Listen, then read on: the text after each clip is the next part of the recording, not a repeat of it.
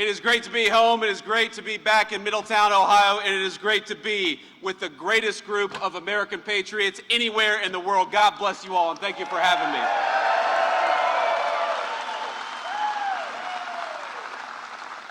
Before I get started, I got to give some shout-outs here because we have a lot of amazing political candidates. We have some leaders and future leaders, and I'm going to try to get through as many as I can.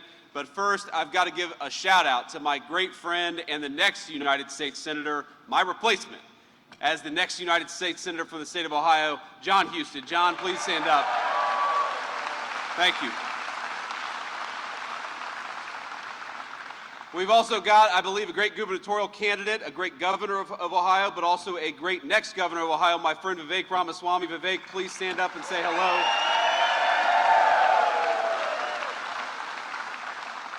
So you all may not know, but I have a 6-year-old son, our second child, named Vivek.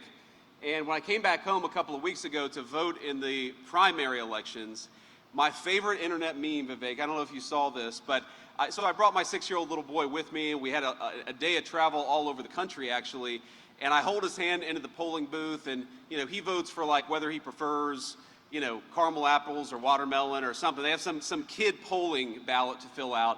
And then somebody posts on the internet, JD brought his son Vivek to vote today, and then somebody used like AI or something and put me and Vivek holding hands, walking to the polling location together.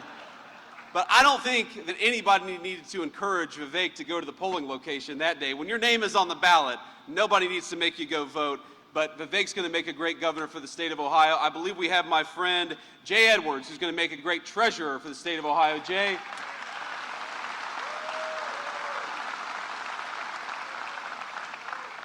And then we've also got Frank LaRose. Frank, thank you so much. A great leader in the state of Ohio, a great Army veteran. And I got a lot of other people I could shout out, but I don't think any of you are up for election in a few months. So you're going to have to, that's going to be it. Because I'm going to talk about steel. I'm going to talk about America's comeback.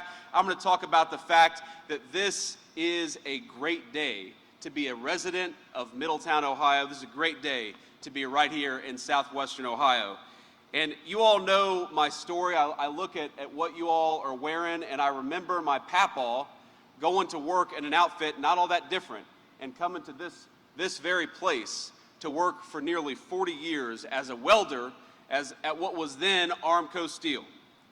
And I can't help but think about the last time a James Vance stood in this very place. He had spent nearly 40 years as a welder at Armco Steel, now of course Middletown Works of Cleveland Cliffs. He was not an educated man by any means, but he was a brilliant one. He was a complicated man, a man of faith who never went to church. He was an alcoholic since middle school, but he quit cold turkey as a grandfather. But if he was a complicated man on the inside, he was a man with very simple ambitions. He didn't want to get rich. He had no desire to build a business. That's not who my papaw was. His American dream was well-fed kids, a car engine to tinker with. He loved to build out cars, a lukewarm cup of coffee, never cold, never hot, and of course a donut from either Central Pastry or Milton's Donuts. That was his American dream.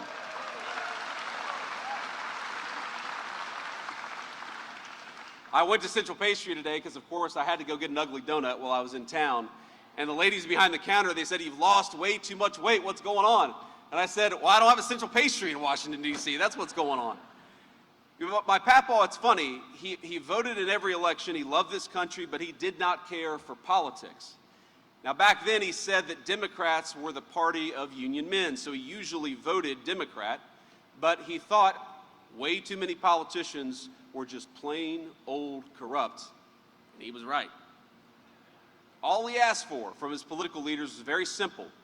He asked that his taxes be reasonable. He asked that his community be safe. He asked that our politicians ensure that there were good jobs for men and women who were willing to work for them. And he asked that America never be asked to be the policeman of the world. Now, he was my grandfather. I called him Papaw. And he toiled in this very place to give our family the little extras, like I said, for nearly 4 decades.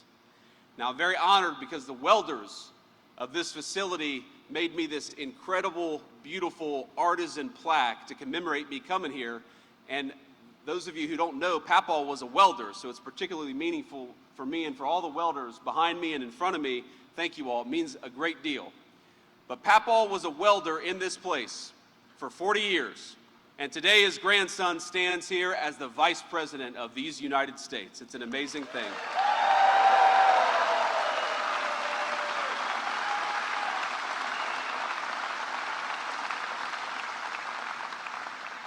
And I'm here with a message from the President of these United States. The future of America, the future of the United States, the future of our homes and communities is going to be built right here in Middletown, Ohio.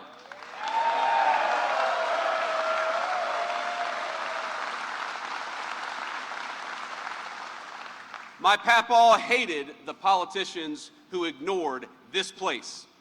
He hated the people who saw this as the place of the past. He hated the people who forgot about this town when they should have been fighting for this town. And the unfortunate reality is that they came from both political parties.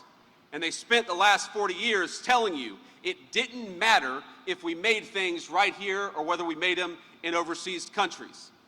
They said it was irrational, sentimental, old-fashioned to want to preserve the things that make the United States of America special. What we really needed, they said, was to compete and have complete market integration with every nation of the third world. Places where you could pay wages at pennies on the dollar, but didn't have to give your workers health care or good benefits in the process. And anytime somebody dared to put an obstacle in front of that set of ideas, anytime they said, you know what, we need to put tariffs or tough immigration policies to stop that, those people were called backwards, they were called wrong. Now in 1984, just to date myself a little bit, don't hate me, 1 month before I was born, the Wall Street Journal, the voice of big business in the United States of America, proposed, and I quote, a 5-word constitutional amendment. There shall be open borders.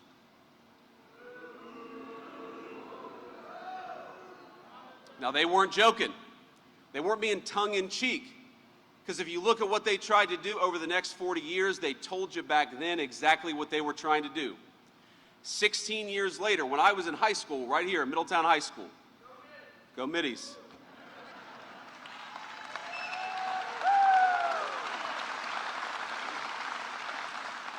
The newspaper's lead editorial writer doubled down on that same set of ideas. They said, someone who believes, this is a quote, in the free trade and free movements of capital, they declared, will quite naturally believe in the free movement of labor. That means they're going to ship your jobs overseas and they're going to let anybody who wants to come into the United States of America with no vetting and no care. Being replaced by foreign workers, in other words, it was not an accident, my friends. It was the desired outcome of a generation of American elites. And every single person in this room knows the consequences and what they looked like over a generation right here in Middletown, Ohio. Now, growing up here, I remember when somebody would come to school and tell me that their dad had just found out that he had lost his job, that the factory that employed their parents was going overseas to China or to Mexico. In other cases, American workers didn't just have their jobs destroyed, they got told they were being replaced by a foreign worker, and then they had to train that worker before they got replaced. Some of these stories have made national news and they've stuck with me. 3 years after the Wall Street Journal called for the free movement of labor, a computer programmer, not a mill worker, a computer programmer by the name of Kevin Flanagan was let go at the bank that he worked at. And the bank, they told him, you're only going to get your severance package if you trained a foreign replacement to do your job instead. And it's a heartbreaking story because he did it. He dutifully did what he was asked to do, and on his last day, he packed up his things, he walked to the office parking lot, he got in his truck, and he shot himself. It's not just Kevin, as you all know. Now, economists have measured the ways in which the opioid crisis exploded in the very locations where jobs were shipped overseas.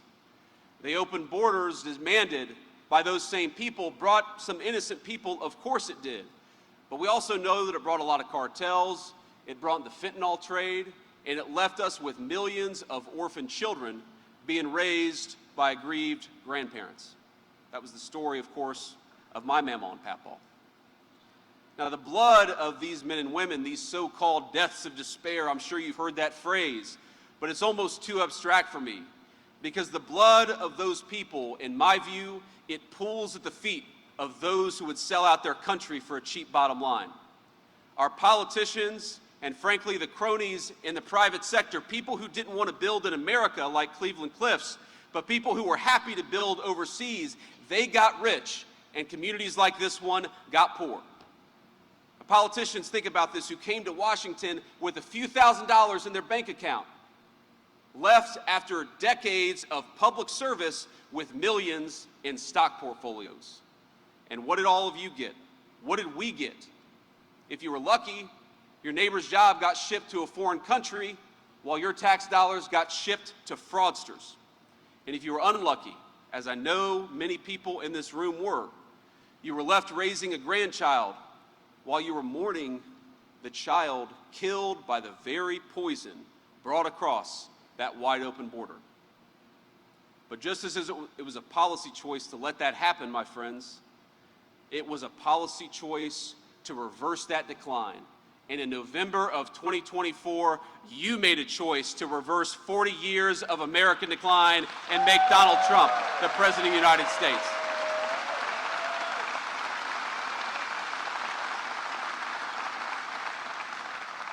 And I'm not saying it's going to be easy or it's all going to happen overnight, but in just 18 months, we have seen an explosion of rebuilding in the American heartland. We have seen trillions, with a T, trillions of new dollars of investment pour into the United States of America to build new smelters, build new manufacturing facilities, build new mills, build new everything. Under President Trump's leadership, factory construction employment has exploded. We've added 83,000 factory construction jobs just since Inauguration Day.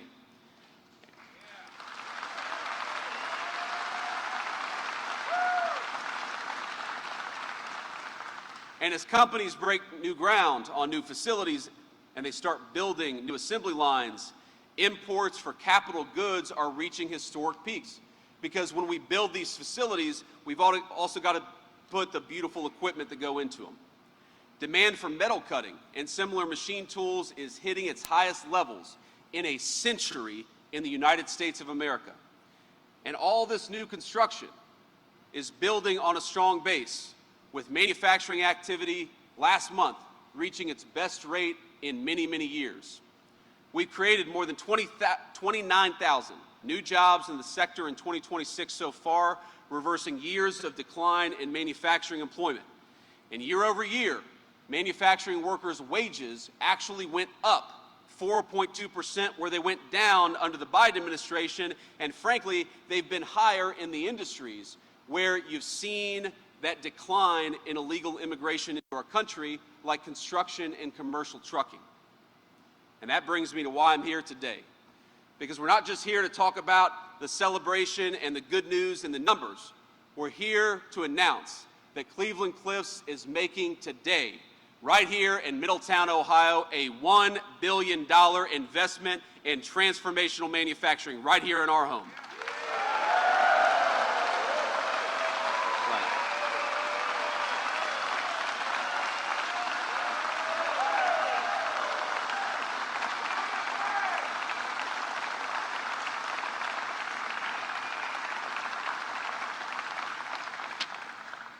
Now that's going to protect and create tons of new jobs.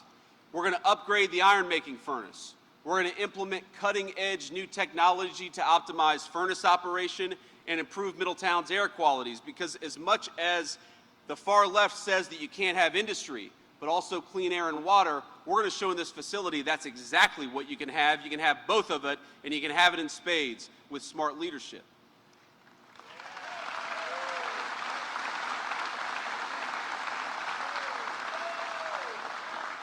Now, this is only possible because of my friend Chris Wright's and the President's energy dominance agenda.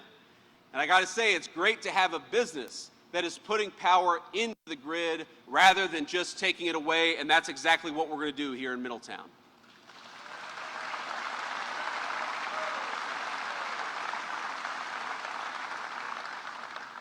But we also recognize in our administration that real dignity, it's not just about what happens in the factory, it's not just about what happens in the office. We don't just want you to have a good job, as much as I very much want that for every single person in this room. I want you to have peace, and I want you to have security, and I want you to have the real freedom that comes along with knowing that you are the Lord of your own manor. The great Southern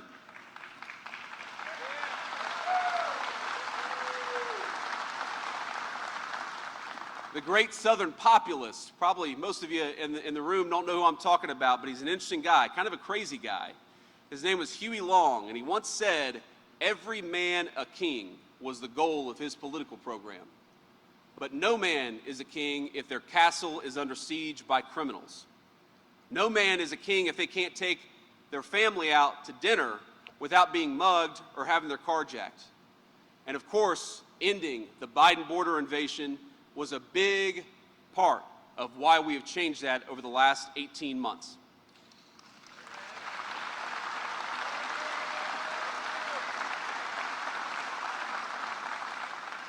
For 4 years, the Democrats invited millions of illegal immigrants into this country to take over our communities and compete with us for jobs and housing. They let in murderers, they let in gang leaders, they let in fraudsters, and they let in drug traffickers, and they did so by the tens of thousands. And for months, we heard Democrats, including people like Sherrod Brown, people who pretend to be the friends of the workers in this facility, saying that they couldn't do anything to fix it, that we needed a new law, we needed a new statute, we needed Congress to pass a new regulation in order to fix Joe Biden's open border. But as we've learned over the past 18 months, it didn't require a new law to close down that border, it just required a new U.S. president.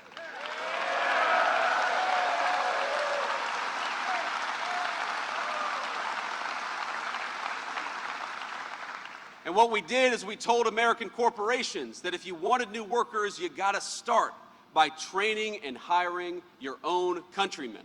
And we rewarded the corporations like Cleveland-Cliffs that wanted to do that, and we were willing to tell the corporations that wanted to hire foreign labor that if you wanted to bring that stuff back into the United States, you were going to pay a big fat tariff for doing so. And so, for the first time in my life, America saw net migration out of the country as we sent millions of illegal immigrants back home. And as a result,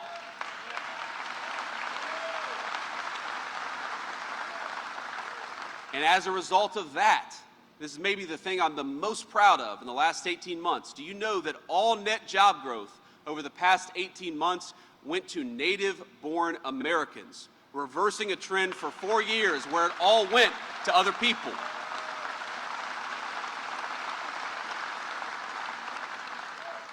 We got a lot of work to do, but we're making progress on all the things that matter the most. On the affordability question, we know that under Joe Biden, the cost of a median price home nearly doubled. Now, for the first time in over 5 years, rents are falling for the first time. We got a lot of work to do, but we're finally seeing that American dream of homeownership become accessible again to our young people. And it's not just affordability, America's getting safer too. We're currently experiencing in the United States of America the largest reduction in violent crime in the history of our country. Homicides.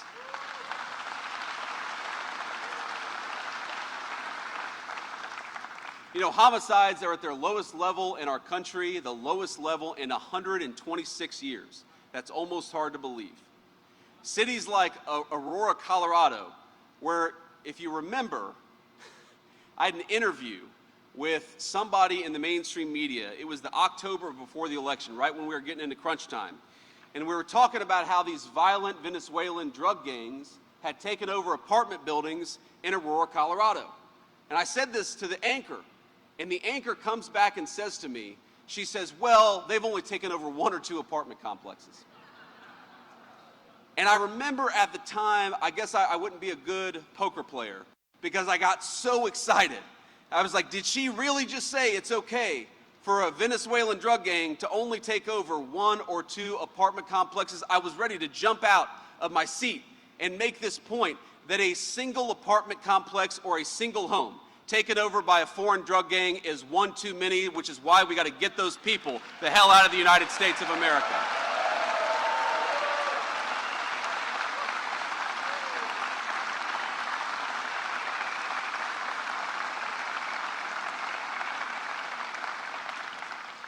But as we systematically address the failures of the past, I got to be honest, as much as I wish we had, we have not gotten a lot of help from Democrats in Washington. Bernie, have we? No. This is not, unfortunately, JFK or FDR's Democrat Party. Hell, it's not even Bill Clinton's Democrat Party. This is the party of diversity quotas rather than opportunity for all. This is the party, the Democrat Party, of graduate students rather than the union and non-union workers who make this facility run. It's sometimes actually hard to understand, like, what do these modern Democrats actually stand for? But look what they say. Pay close attention, and they'll leave these little hints of what they actually care about. Now, El Sayed, this guy running for Senate in Michigan, he once argued, not too long ago, that criticisms of Sharia law were rooted in white supremacy.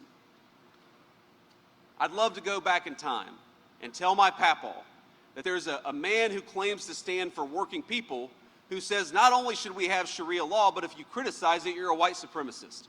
That's not my papaw's Democrat Party, my friends.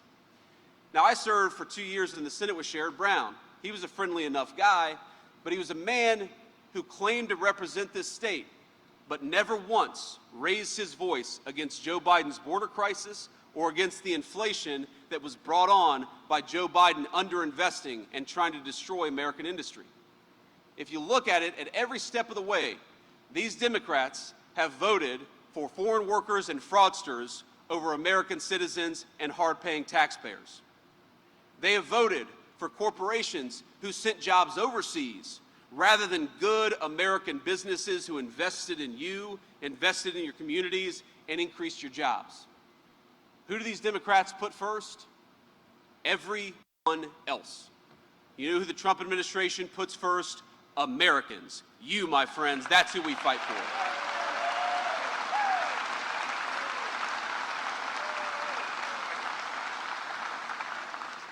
But you know, these Democrats, they've opposed every turn our work to make trade fair again, to stop letting foreign countries take advantage of us.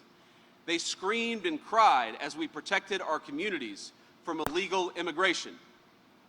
They sued, they boycotted, they protested, they rioted, and they obstructed, all in the name of defending the interests of foreigners over American citizens. That's right. Now, some of the stories sound insane. In one case, we were working to deport a convicted child rapist in the state of Minnesota. Tim Walz. You remember Tim Walz? Caught wind. And you know what he did? He pardoned the guy. He pardoned a literal child rapist to prevent him from being deported out of the United States of America. Now, we went ahead and got this guy out of our country anyways, and Walz, it gets better.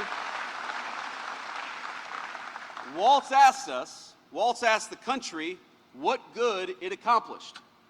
Did that make us any safer? That is a direct quote from the Democrat governor of Minnesota. To which I'd say, as the father of 4 young children, 10-year-olds and everybody else can breathe a little bit easier in Minnesota. Yes, Tim, of course it's good to get violent criminals the hell out of the United States of America.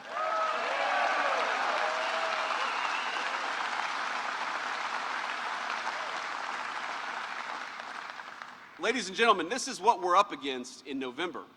Whether it's child predators, Somali fraudsters, foreign gang members, or even visa fraudsters who are working to undercut American wages and steal from American taxpayers, the Democrats know who they stand for. It's anyone but you. Think about it. Every single Democrat, every one, voted against no taxes on tips, voted against no taxes on Social Security, voted against no taxes on overtime, and voted against no taxes on car loans so long as those cars were made right here in America. Now, we got to ask ourselves, imagine if they get back in power, what are they going to vote for? If these radicals take control of Congress, they're going to pass the craziest agenda America has ever seen. You're not going to have to take my word for it. You just got to hear these guys actually talk about it themselves.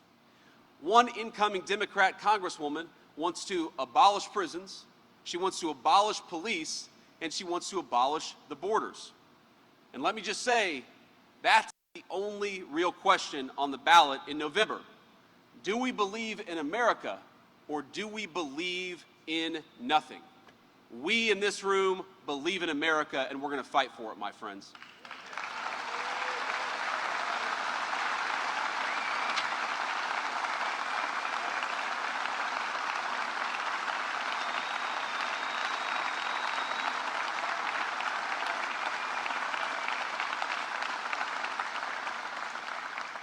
You know, when I reflect on 250 years of American history, what I can't help but feel above everything else is gratitude. I reflect on this incredible life that I've been able to lead thanks to the generosity of so many of the people in this community, people who are here today, friends and family. My stepmom is here, teachers, people who made it possible for me to live the American dream when everything else was fighting against it. The cool thing about this nation is that in our own way, making our own contribution, we've built this country together as one American family. Black and white, rich and poor, whether you've been in this country for 10 seconds or whether your family has been in this country for 10 generations, think about it. Every accomplishment of American greatness has a long line of people, many of them who don't get their part in the story, but we all know we're very much part of it. Now, of course, I grew up in an era where we had already gone to the moon. But think about this. When we went to the moon, of course, it was the astronauts. Everybody wanted to be an astronaut when I was growing up. Neil Armstrong just lived up the street when I was growing up. They were amazing men. They tested the limits of physical realities. They had quite literally out-of-this-world courage. But it was not just them. It was the scientists. It was the computer programmers who designed the rockets, who designed the software that went in it. It was the janitor who made sure that facility was a clean and orderly place to go to work so that these guys could build the rockets that took us to the moon. It was men like my papaw who worked at steel mills all across America and who built parts and materials that were American strong and good enough to test the limits of interplanetary travel for the first time in human history. It was the moms and dads doing the quiet, and as I know, often thankless work of raising the kinds of boys and girls who could become astronauts, or become scientists, or become welders, or eventually become moms and dads themselves. The story of our beautiful nation and its greatest achievements has been written by all of us together. Some of us contributed a few sentences, and others contributed whole chapters of the book, but it is the story of our people. It is the story of our parents before we were born, and it will be the story of our grandchildren long after we're gone. The story of this country is one of a foundation laid by normal, common, and good people who make the great achievements of Western civilization possible. You know, one of my kids is ready to go back to school next week, and I learned through him of a classmate who suffered from a terrible illness. Little girl, beautiful little girl. And as fate would have it, just a crazy coincidence, I actually knew a little girl when I was growing up in Middletown, Ohio, who suffered from the exact same illness. And what I remember is that back then, it was considered a death sentence. And now it's serious. I don't want to underweight it, but this little girl is expected to survive after she gets her course of treatment. Now think about this. In just a single generation, a disease has gone from a death sentence to another very difficult problem that Americans together can fix. From the people who are making the therapeutics, to the people who are designing and building the facilities where they're made, to the men and women who manufacture the steel where the medicines that saved that little girl's life were made. It's not possible without all of us working together.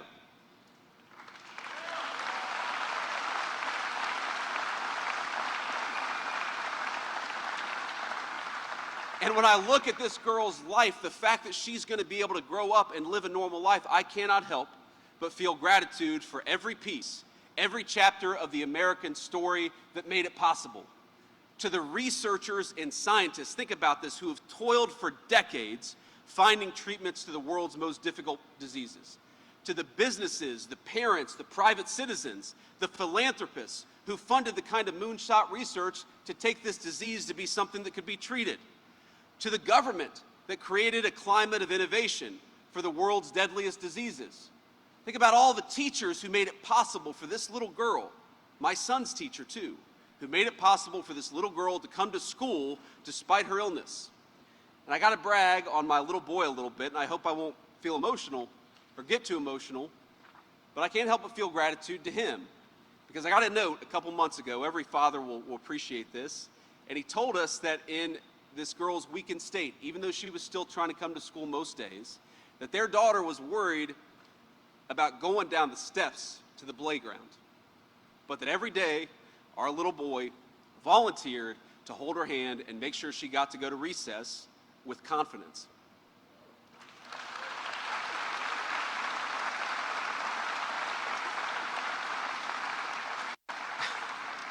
Now, our founding fathers wrote in the Constitution that the purpose of this union was to secure the blessings of liberty. And what greater blessing of liberty than to know that this little girl has a good chance, to know that the work of an army of doctors and researchers made it possible for your little girl or your little guy to show a moment of compassion to this little girl, to show that greatness that I believe God places in the heart of every human being, made possible because this little girl happened to grow up at a time and in the greatest country in the history of the world. That's the American story, my friends.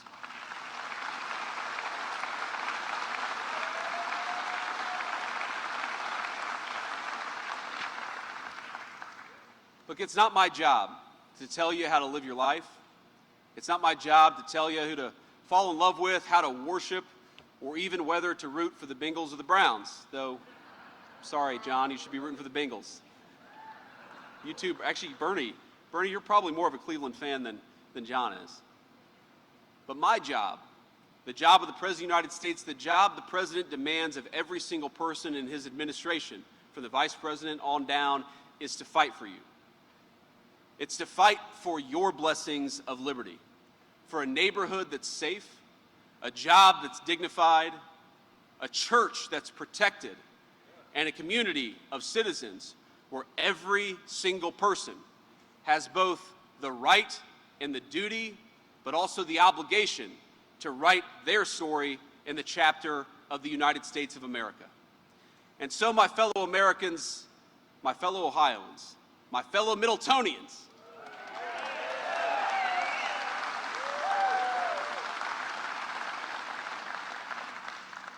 I believe that this November, you and I and our fellow citizens, we're going to go to the ballot box and we're going to face a choice. Do we believe in the United States of America? Do we believe in the hardworking men and women who built this great nation? Do we demand that our government serve us and our children rather than fraudsters and criminals? Do we demand that the American president fight for the American people first? Then, my friends, I ask you, each and every one of you, to stand on your own conscience, to vote for patriots, to vote for people who are going to fight for you, to vote for John Huston for the United States Senate and for Vivek for the governor of Ohio. Get out there and fight for yourself by telling the far-left radicals who have taken over the Democratic Party, this is not your country, it's our country, and we're going to fight for it. God bless you, and thank you for having me. Hello, Pittsburgh, still Bill Wonder, let me thank you for your time. You work a 40-hour week for a living, just to send it all down the line. This is for the one who swings the hammer, driving home the nail, for the one behind the counter, ringing up the sales, for the one who fights the fire, the one who brings the mail, for everyone who works behind the scenes. You can see them every morning in the factories and the fields, in the city streets and the quiet country towns.